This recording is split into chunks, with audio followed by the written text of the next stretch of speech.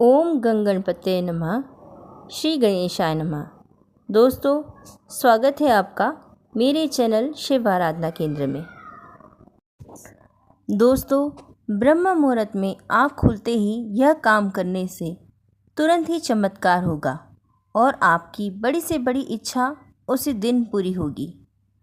दोस्तों, एक तो ब्रह्म मुहूर्त में ही नाम जप करने से, ध्यान या पूजा पाठ करने से या उस समय केवल उठने मात्र से भी आपको अनंत गुना लाभ मिल जाता है।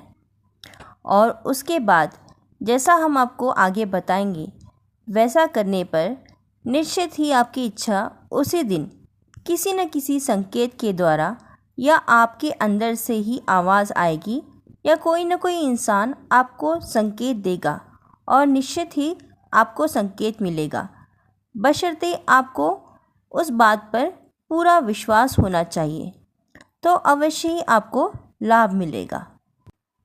दोस्तों, हिंदू शास्त्रों में ब्रह्म मुहूर्त को बहुत ही शुभ माना गया है। कहते हैं कि इस समय सोना निषिद्ध माना गया है। निद्रा त्यागने के लिए ये समय बेहद उत्तम होता है। ऐसा माना जाता है कि ब्रह्म मुहूर्त में उठने से व्यक्ति को बल, विद्या, सौंदर्य और बुद्धि की प्राप्ति होती है। कहते हैं कि अगर अपनी दिनचर्या ब्रह्म मुहूर्त में शुरू की जाए तो इससे सकारात्मक ऊर्जा का विकास होता है। इतना ही नहीं, इस समय किया गया कोई भी कार्य सफल होता है। रात के अंतिम पहर को ब्रह्म मुहूर्त कहा जाता है। रात्रि के इस पहर में उठने की जगह आजकल लोग इस पहर में सोते हैं, जो कि उनकी सेहत, बुद्धि आदि के लिहाज से सही नहीं माना जाता। बता दें कि ब्रह्म का अर्थ होता है परमात्मा और मुहूर्त का मतलब समय, यानी परमात्मा का समय। शास्त्रों में बताया गया है कि रात्रि के आखिरी पहर के बाद और सूर्योदय के ठीक पहले जो समय होता है उसे ब्रह्म मुहूर्त कहा जाता है। सुबह 4 बजे से लेकर 5:30 बजे तक का समय ब्रह्म मुहूर्त कहलाता है। कहते हैं कि इस समय की गई ईश्वर की पूजा का फल शीघ्र मिलता है, इसलिए मंदिरों के पट भी इस मुहूर्त में खोले जाते हैं। तो अब आपको करना क्या है वह जान लीजिए। दोस्तों, जब भी ब्रह्म मुहूर्त में आपकी आंखें खुले तो खुलते ही आपको बैठ जाना है। लेटे लेटे नहीं रहना है, वरना आपको नींद आ जाएगी। तो आपको आंख खुलते ही आपको ब्रह्म मुहूर्त में उठकर बैठ जाना है। बैठकर आपकी जो भी आपकी इच्छा है, चाहे वो जो भी इच्छा हो, जैसे शादी हो, पैसा हो, घर, संतान या आपकी लव लाइफ से रिलेटेड कोई भी आपकी इच्छा है, तो वह सारी इच्छा, उस इच्छा को हम बहुत ही आपको सर्वश्रेष्ठ तरीके से बताने जा रहे हैं कि आपको करना क्या है। दोस्तों, हमारे शरीर में सबसे बेशकीमती खजाना है और वह है हमारे प्राण। उन प्राणों को ही नाम, शब्द, अवचेतन मन के नाम से जानते हैं।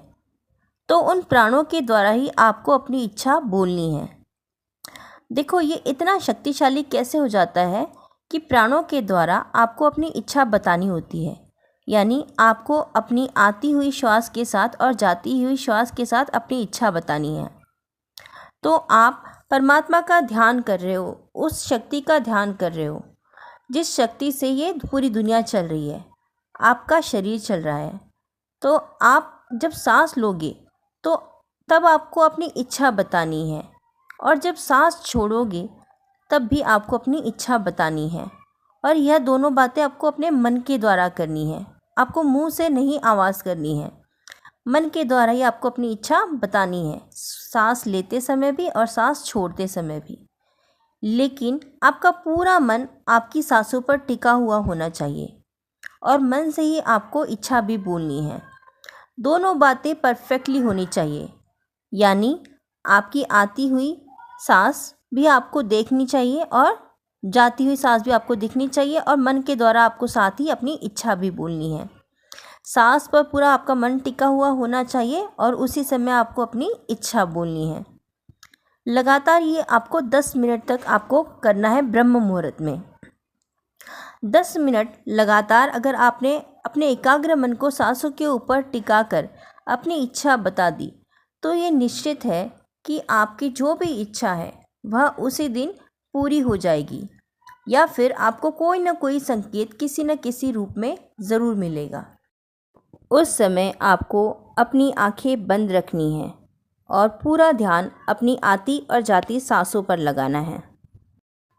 लेकिन यह काम आपको पूरे विश्वास के साथ करना है, और यह काम अगर पूरे विश्वास के साथ आप इस विधि से करते हो तो दुनिया की कोई ताकत आपकी इच्छा पूरी होने से नहीं रोक सकती।